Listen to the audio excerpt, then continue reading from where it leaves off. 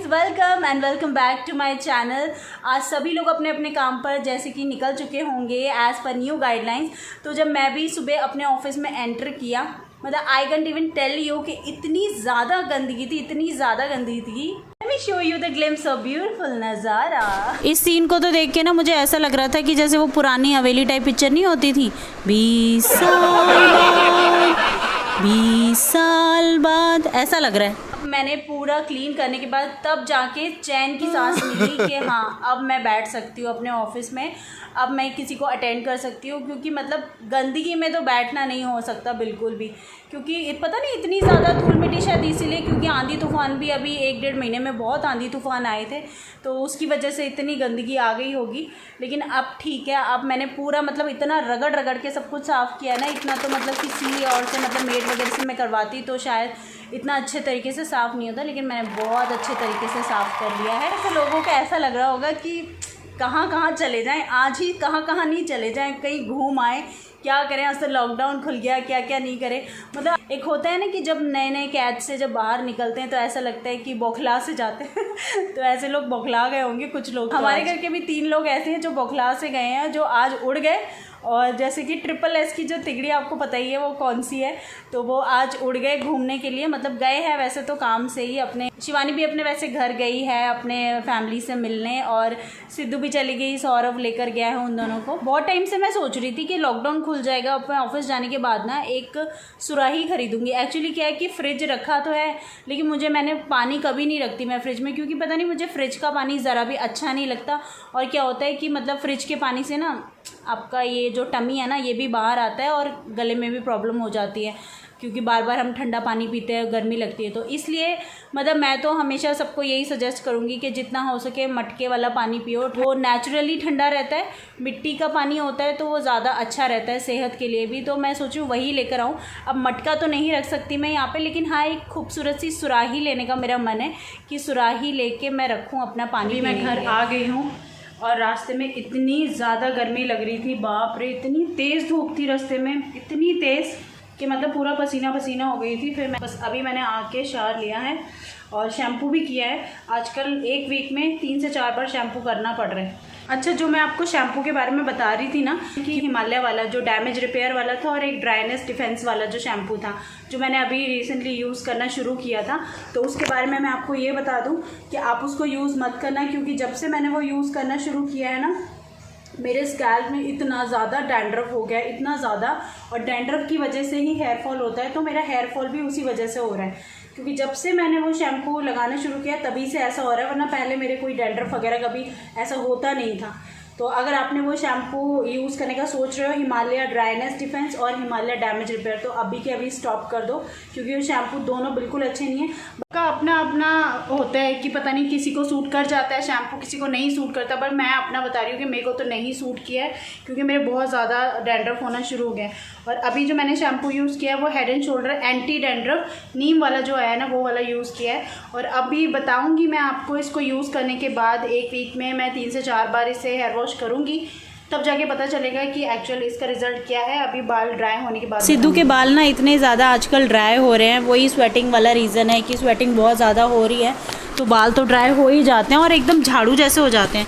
तो बहुत दिन से बोल रही है कि ना उसको एक हेयर पैक लगाना है, हेयर पैक लगाना है। पता नहीं कहाँ से उसको हेयर पैक लगाने का फितूर सवार हो गया, या तो उसने फिर दोबारा से कोरियंस वगैरह का कोई हेयर पैक देख लिया होगा, तो उसको तो वैसे ही कोरियंस को फॉलो करती है वो, तो फिर बहुत दिन से लगी हुई थी कि हेयर पैक लगाऊं मैं। तो ऐसे ही मेरा कुछ देसी हेयर पैक है, वो मैं आपको दिखाऊंगी कि मैं कौन सा हेयर पैक लगा रही हूँ। इससे क्या होगा, इससे अगर आपका हेयर फॉल होता है तो वो भी स्टॉप हो जाएगा, और अगर आपके बाल बहुत ज़्यादा ड्राई हैं तो ड्राइनेस भी आपकी काफ़ी हद तक कम हो जाएगी और आपके बाल स्मूथ हो जाएंगे। ठीक है, तो मैं आपको आने वाले वीडियोस में एक और हेयर पैक बताऊंगी, लेकिन अभी मैं आपको ये हेयर फॉल के लिए बता रही हूँ। ठीक है, तो ध्यान से देखना है इसको। और इस हेयर पैक को ना कोई भी लगा सकता है, ज़रूरी नहीं है कि मतलब कोई एज ग्रुप, कोई पर्टिकुलर एज लगा सकता है, लेकिन इसको कोई भी लगा सकता है।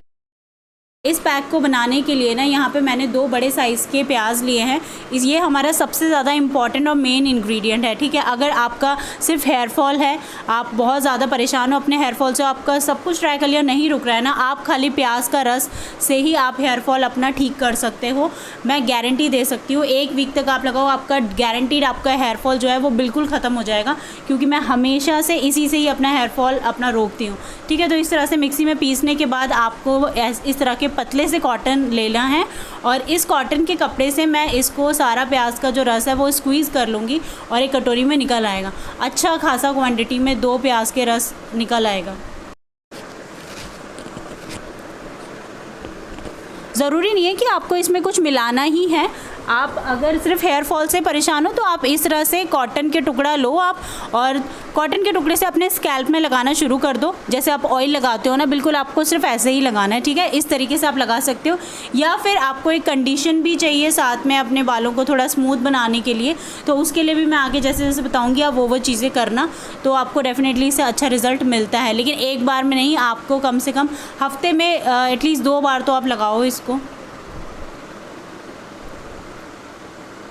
देखो कितने अच्छे तरीके से सारा रस इसका निकल आएगा, बिल्कुल भी प्याज वेस्ट नहीं होगा। अब मैं क्या करूँगी इसमें, मतलब अप्रॉक्स 2 चम्मच मैंने इसमें मेहंदी डालूँगी, ठीक है। आपको बस इसकी कंसिस्टेंसी अपने हिसाब से रखनी है, बहुत ज़्यादा थिक पेस्ट नहीं बनाना आपको, ठीक है।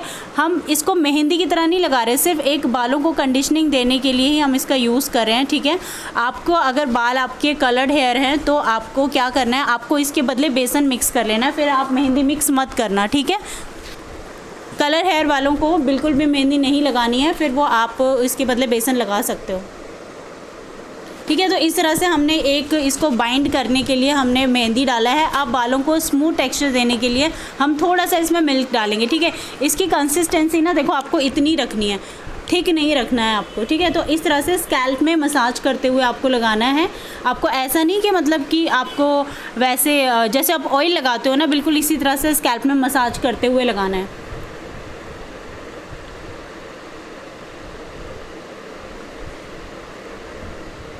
और इसको बहुत देर तक अपने बालों में नहीं रखना, सिर्फ 1 से 1.5 घंटे तक आप रख सकते हैं। मिनिमम आप 1 घंटा अपने बालों में रख सकते हैं इसको, क्योंकि क्या होता है कि अगर थोड़े से ज़्यादा देर के लिए रखोगे फिर आपके बालों में वो मेहंदी का कलर नहीं आना चाहिए, इसलिए हम इसको कम से कम सिर्फ 1 घंटे के लिए ही बालों में रखेंगे।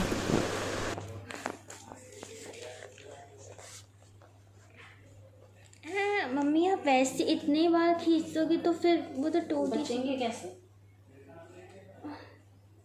क्लचर नहीं है कोई, रबर बैंड चलेगी।